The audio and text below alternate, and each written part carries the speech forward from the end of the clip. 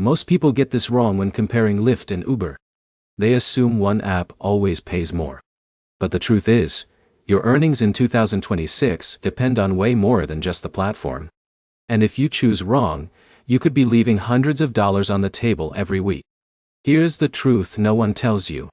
The real winner between Lyft and Uber changes based on your city, your schedule, and how you drive. In this video you'll learn exactly which app pays more in 2026, when each one is better, and how drivers are maximizing their income using both apps strategically.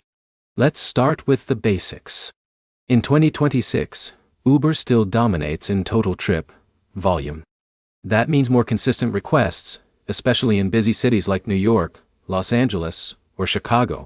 Drivers like Jake often say Uber keeps them moving almost non-stop during peak hours. But here's the problem. More trips does not always mean more profit.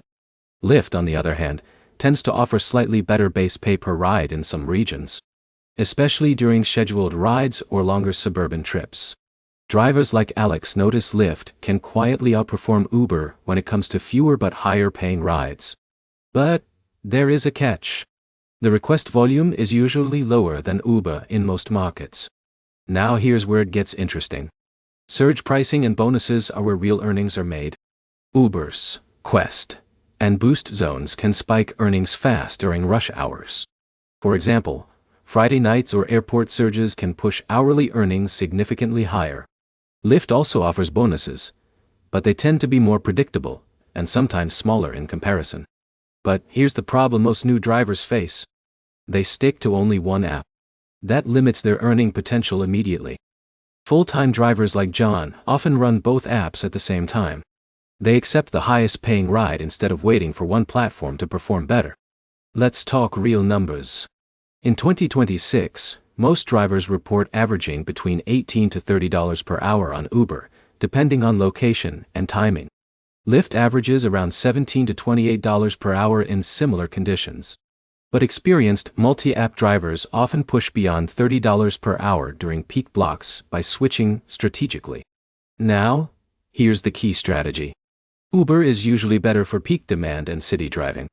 Lyft can be better for scheduled rides and calmer driving environments.